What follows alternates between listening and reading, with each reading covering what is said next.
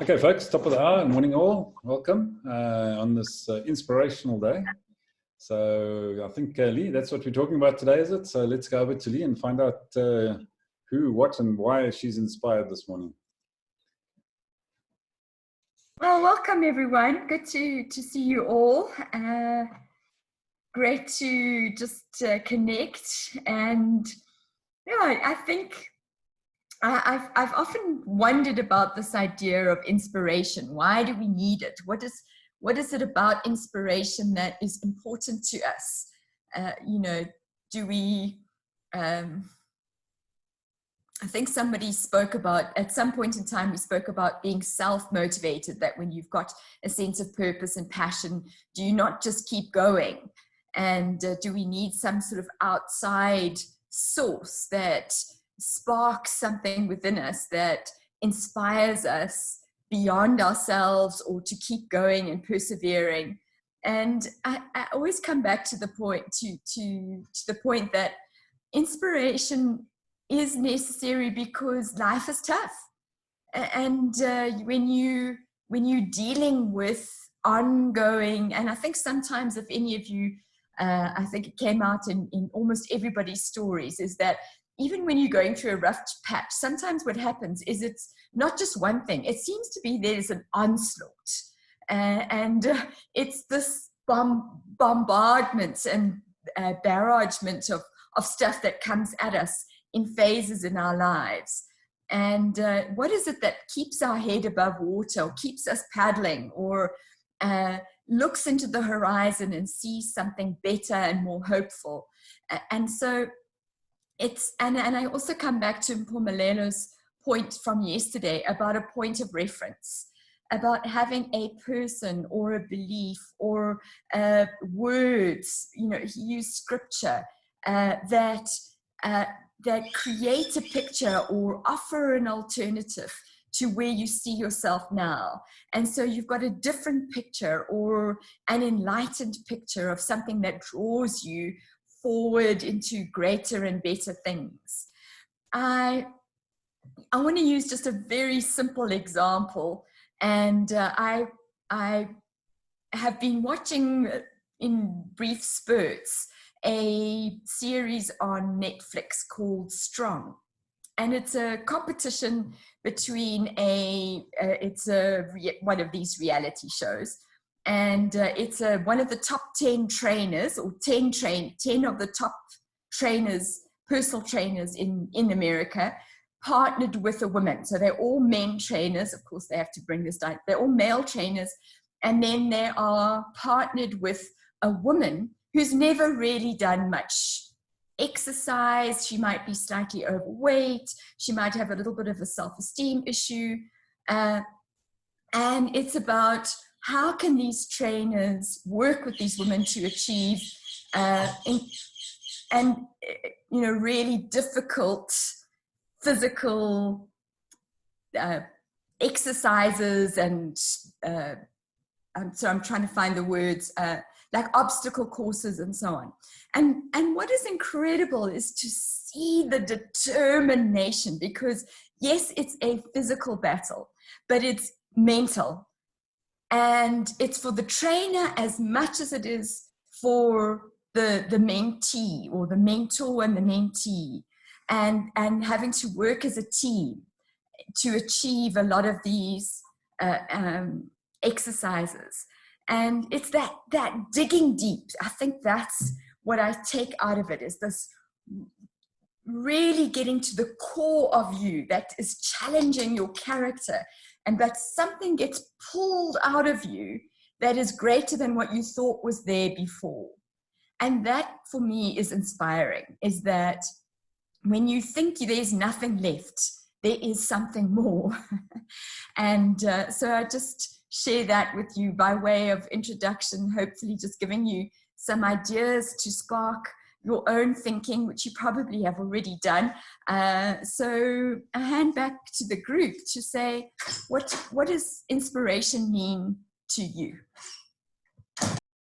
Great, thanks Lee for that inspiring introduction. So yeah, I think those sorts of things do engender a feeling of awe, perhaps in some cases, with what people can really do if they set their minds to it. So yeah, I really like that example.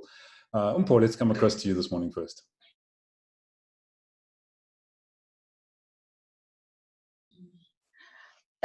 Yeah, sure. I tried to think about this topic yesterday to today, but I'll talk about one aspect of inspiration in the best way how it applies to me. So we've moved into this neighborhood in Benoni, right next to a dam. And we've got these amazing streets with these beautiful trees that arch over. I walk through these streets every single morning. That's why I look like this, because I'll be coming from this walk. I mean, it is just so beautiful. Then I end at the dam, and the sun hits the water in this golden glow. I mean, it's unbelievable. Now, when I'm there and when I'm taking this walk, my mind is so clear. I've got so many ideas. I feel so strong. That inspires me. I don't know if that makes sense. It makes absolute sense. I think those elements of nature can be absolutely inspirational, and as you say, the calmness and the clarity of mind when you're in those scenes really help us dig deep, I think, into the psyche. So yeah, I really enjoyed that as well. So Mpulela, you were smiling when I picked on Mpho first, so I think I'll have to pick on you second this morning. I was smiling because she jumped back. I was like, why me first? But anyway. Couple of things inspire me. Music has always been a great inspiration. I have particular music that I listen to. It has to do with what the lyrics are saying. And so most of the time, if I'm feeling down, music is the one thing I'll go to or that I'll play. It has to strengthen my faith as well.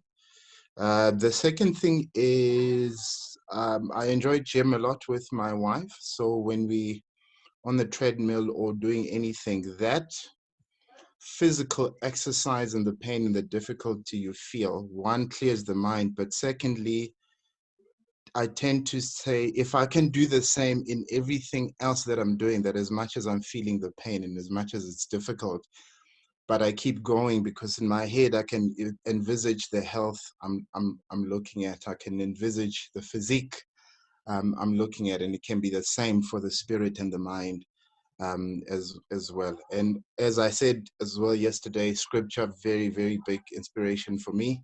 I learn a lot from that. Yeah, that's it for inspiration. I guess there's inspiration which gets you going, and then there's the endurance that keeps you going. Great, thanks, Mpulela. All right, Jasper, let's come across to you. Like Mpho, I was also thinking,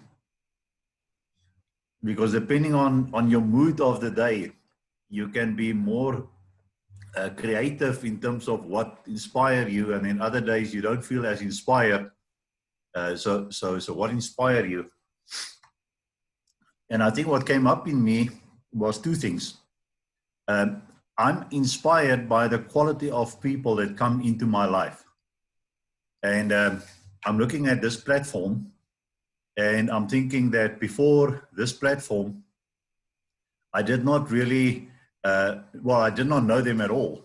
And I'm just now picking on three people there, Mpulela, Mpho, and Nozipho.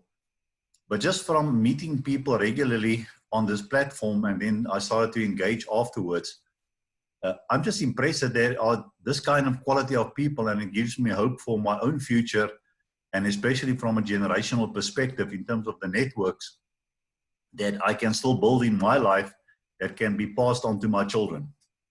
So that's one area of inspiration. And the second one is the size of the vision. So when my vision was pretty much to maintain my job and hope to get a promotion, I wasn't too inspired. It was really a drag every Monday morning.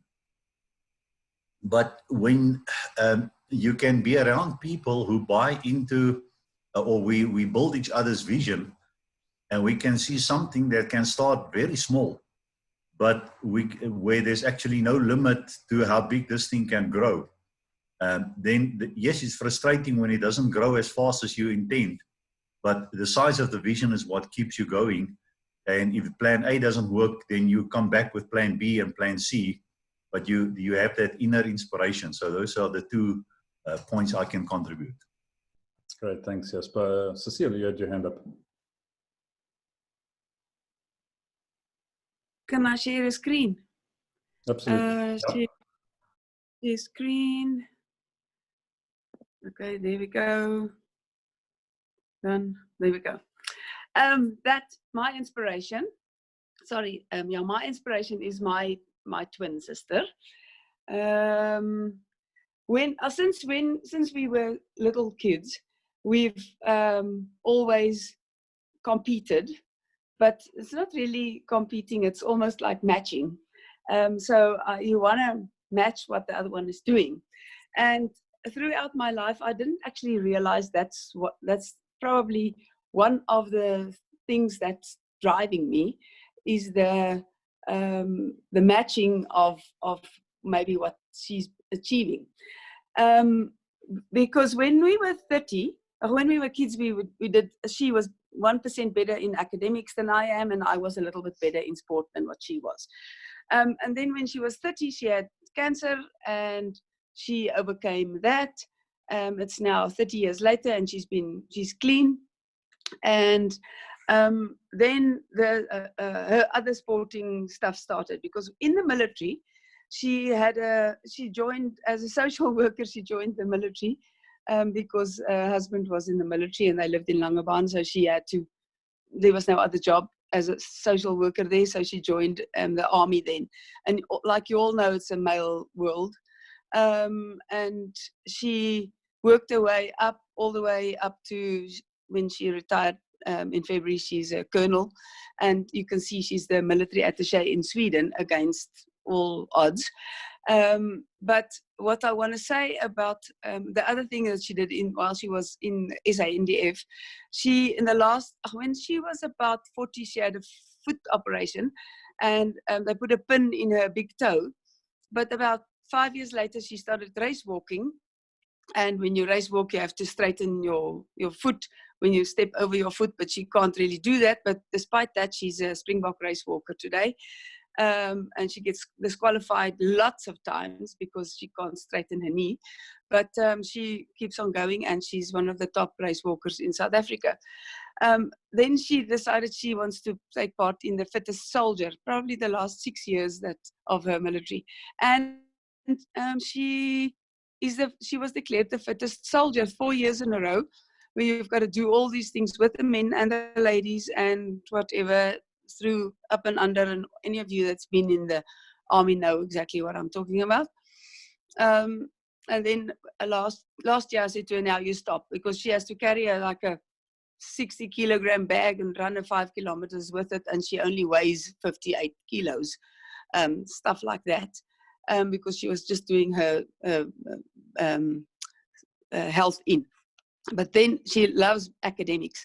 So when she retired last year, in February, she decided, they say that you can reskill. So she decided she's going to be a tour guide, a cultural tour guide. But she had to write all these exams, and it all started just before this lockdown.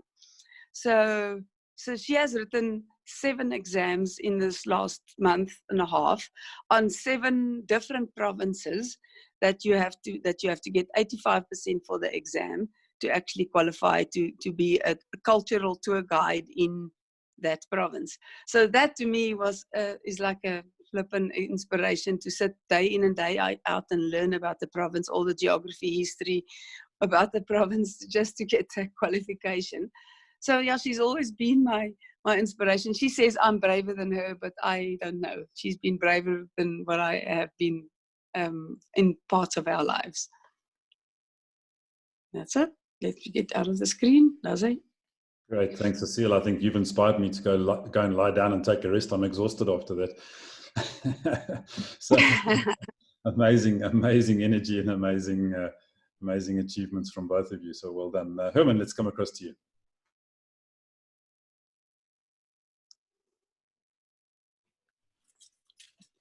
Herman, are you with us? You're muted, Herman. Your mic is muted. We can't hear you. Sorry, I thought I had unmuted it. Morning, everyone. I've missed you. The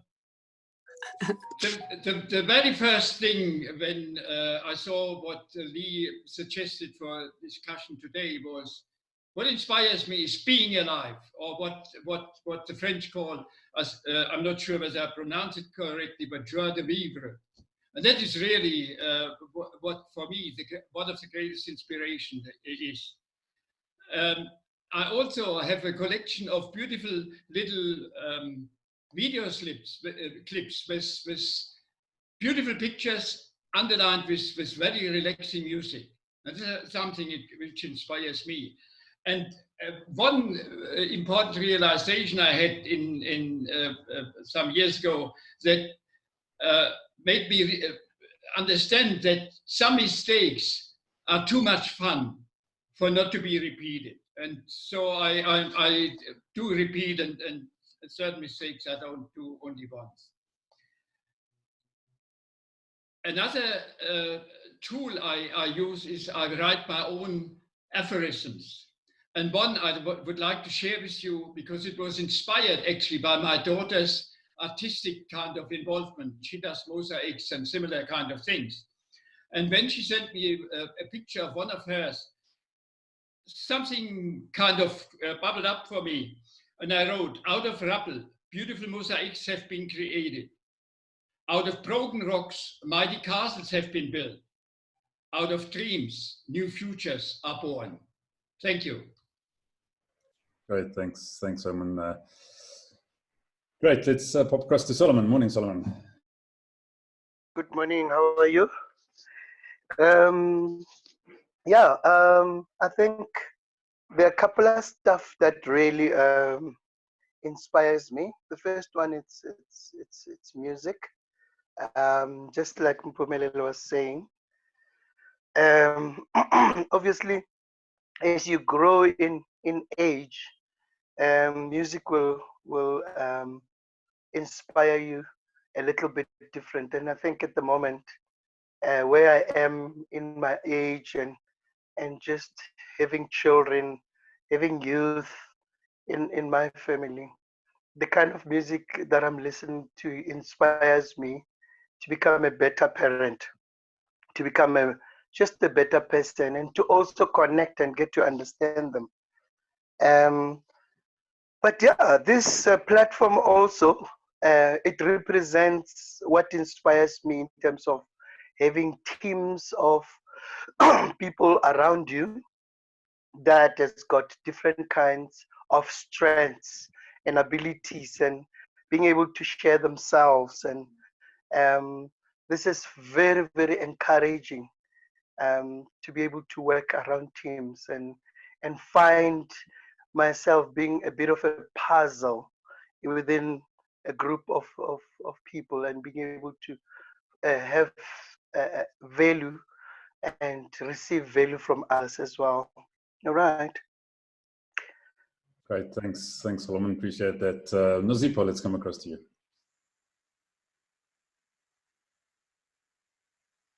Thank you. Good morning, everyone.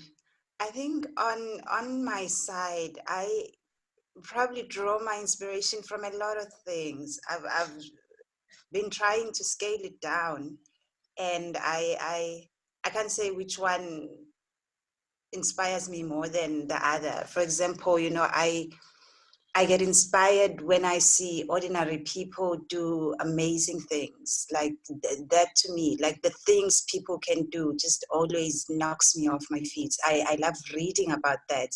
And the more I read about that, the more I want to do amazing things too, because I sit and think, you know, it doesn't take a lot to do extraordinary or amazing thing. Anybody can do amazing things. I get inspired by books. I read a lot.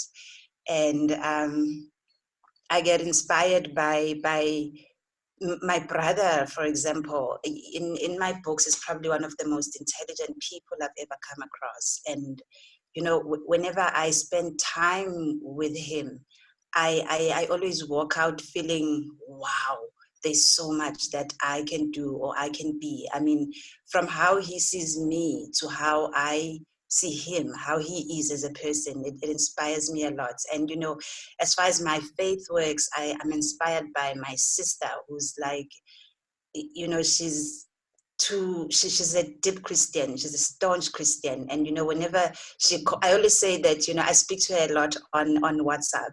But whenever she calls me, she will call me with a particular message to say, this is what I'm supposed to tell you this morning. And that always gets me up and running. And, you know, I'm also inspired in terms of sports-wise. I get inspired by the things the body can do. I always say that, you know, when it's Olympic time, I always take time off to just watch the things the body can do, because those things always uplift me. So there's a lot of things that inspired me a lot. I struggle to pin it down to one. I draw my inspiration from a lot of things. And I'm inspired by these conversations as well. Like now I literally just make sure that I'm there so that I can be a part of the conversation and have a conversation, because somehow it's become a way of me starting my day. And yeah, thank you. Right, that's fantastic. Thanks, Nozipho. Guy, let's come across to you.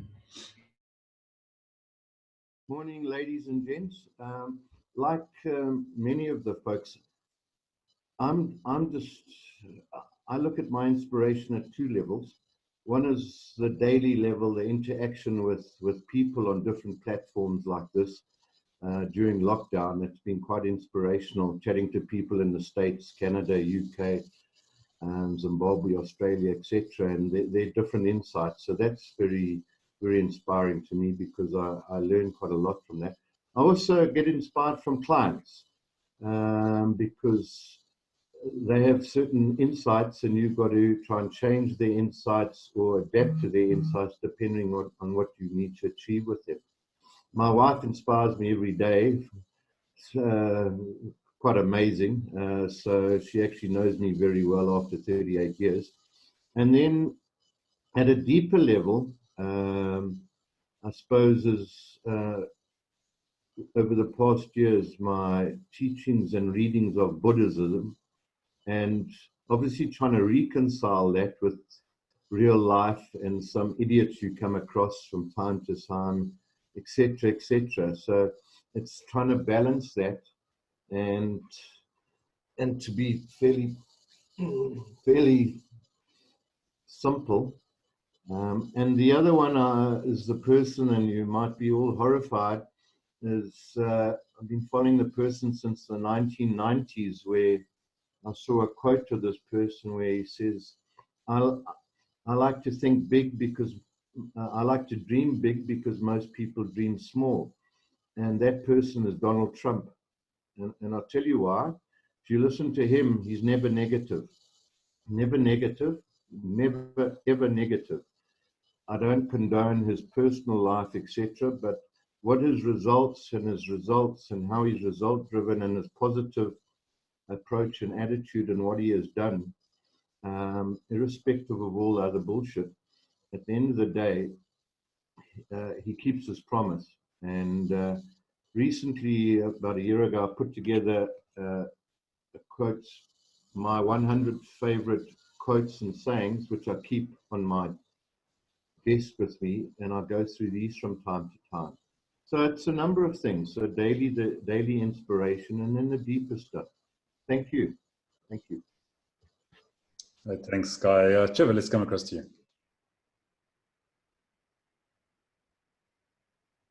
Lee, you made me think deep, and I couldn't sleep last night.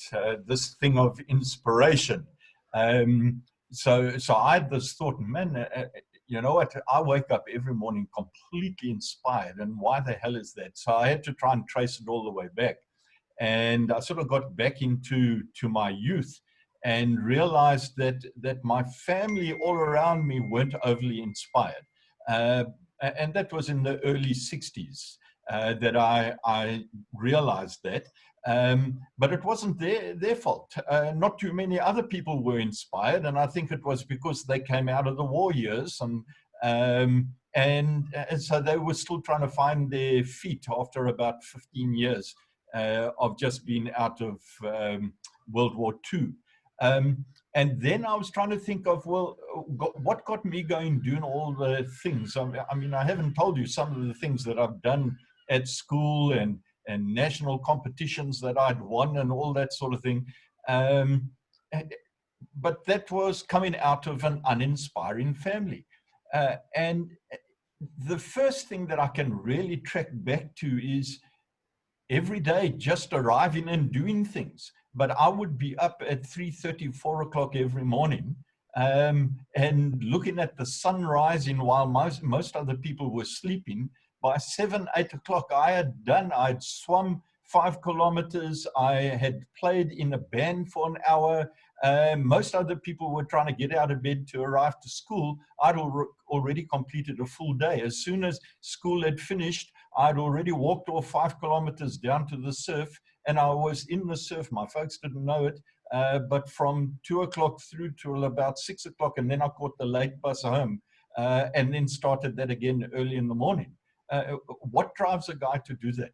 I don't know. Just loved looking at the sun getting up. Now, if I follow that through, I loved camping. I loved all the things that Cecile does. Go traveling, go into the mountains, going to the bergs, go skiing. So all the nature with family and all that sort of thing. But then I also go back to, I started playing pretty good sport. And just, I would relax myself by listening to the first LPs of Pink Floyd, Moody Blues, that type of music in the mid-1960s. So the early development of 60s music would inspire me. And I mean, I was unbeatable. So I would listen for an afternoon before I'd play a game at 6 to 7 o'clock. And that music just, no one touched me at that particular stage. And then as I think about going on, my early 20s, just after school and early 20s, I spent a good 6 to 7 years on the beach. Most people thought I was lost, but I wasn't. I was in the surf, I was super strong, I was doing amazing things. And there were people around me that were superstars. You've heard of the Oscar Chalupskys, but there were also his father and all of these people around, but they didn't share who they were.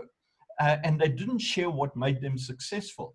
And what I discovered is that I was walking past the library every single day. And I then started walking into the library and I picked up autobiographies. And I started then reading autobiographies going back over the last 50 to 60 years. That blew me away. And the moment I got into those autobiographies, I think is what led me into the inspiration that we are all ordinary people doing extraordinary things. And some of these people strike it lucky. Some of them have the endurance to actually make it through. And some of them are just smart.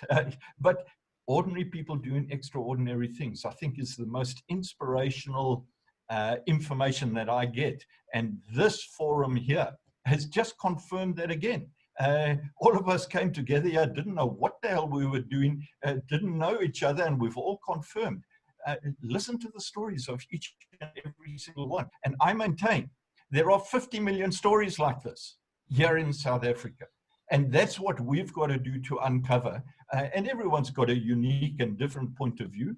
But I'm so excited about what I see and hear from different people about what inspires them and how different people are. It's just amazing to me.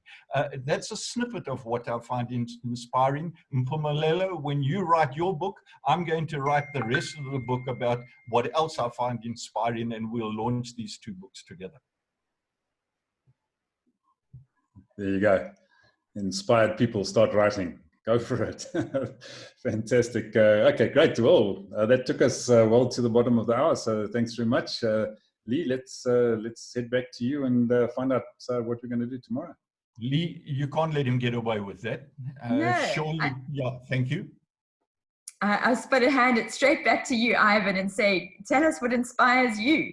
Share. Yeah, look, I think much of it's been touched now. I mean, I'm absolutely inspired by ordinary people doing extraordinary things. I think that for me, you know, I just love the positivity of those stories, those actions, those deeds that, you know, you see people just being completely amazing. So that's one thing that definitely inspires me. The other thing that inspires me is nature as well. I love nature. I'm fascinated by nature. You know, when I've been taking photographs of nature for many years, and the one area that I really love delving into is micro or macro photography. So all the micro little bugs and insects and things like that most people never see, never look at, and walk past, or, you know, stand on without even noticing. And you go down to those levels, and the detail and the colors and the intricacies are just mind-blowing. You know, for anybody that can tell me that all of this happened out of a random act in primordial soup and there was no design, they've never looked at what's going on around them. It's just absolutely phenomenal to see the multitude of variety and capability and difference. You know, I mean, it's just that I find incredibly inspiring, and I really love looking at those little things. So yeah, I think in a nutshell, those are the things that inspire me. Thanks, Ivan. As you were all talking, I thought there's a person that I need to share about, because he really sums up so much of what you've all said. My dad struggled with ill health for the last number of years in his life. And but let me first of all tell you that my dad was a difficult man. He was an eccentric man. It was his way or the highway. So we butted heads a lot. In the last 10, 12 years of his life, my mom and dad lived with us. And so that was always an interesting challenge. In the last 18 months of his life, my dad had throat cancer. And it's a terrible cancer. All cancers are awful, but this one slowly takes away your ability to talk, to eat, and eventually to breathe. And in the final days of his life, he had a tracheostomy, he had a feeding tube, and but every single day up until the last 2 days of his life, my dad would get out of bed and he would sit in the sun. And there were a number of things that was important about that, is that where he positioned his chair sitting in the sun, is he could see the birds, and they would come and eat seed that he put out for them.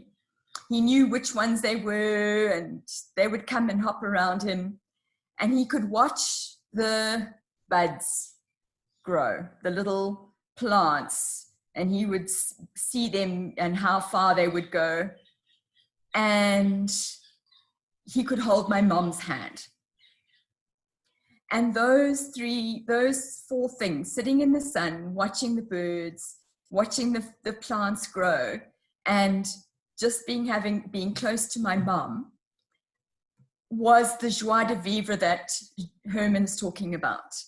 So as hard as his life was in so many ways, he found the absolute joy, absolute celebration of life. Because we kept saying, oh, Dad, you can go, don't keep struggling. But actually, he was loving life. He was he was loving life, and he was living every day as if it was just a magnificent life. And so I take a lot of inspiration from him and his attitude in those last days. The simple things and the important things. I would like to pick up on what Guy spoke about, he's picked up quotes and you know, we look to others for quotes and so on that inspire us, that jog something in our minds, that draw us forward. But I also want to pick up on what Mazipho started, and Trevor and Ivan, and that is that ordinary people, that's gorgeous, Ivan. Ordinary people lead extraordinary lives. And that's us, that's us in this forum. So I would love us to come up with a quote that we have come up with, an original Mpumelelo quote or Jasper Klutter quote. It doesn't come from anywhere else other than your own experience, what you've learned, what you know, what is true for you, and that somebody will put an inspirational picture of some mountain or the lake that Mpho walks along, and we will write that quote, and Mphofu's name will be at the bottom of that quote because it is that inspirational. So I'm giving you homework to come back tomorrow, and each one of you to share your quote and why that is important to you. So I hope that, yes, you can mail it, Herman, but you've also got to be here to share it. If you can't, that's fine. I still don't mind mailing it. But the quote and the story, I want this, why is that important? So look forward to that inspiration tomorrow. Great, thanks Lee. Fantastic day everyone. See you in the morning. Cheers now. Bye everyone.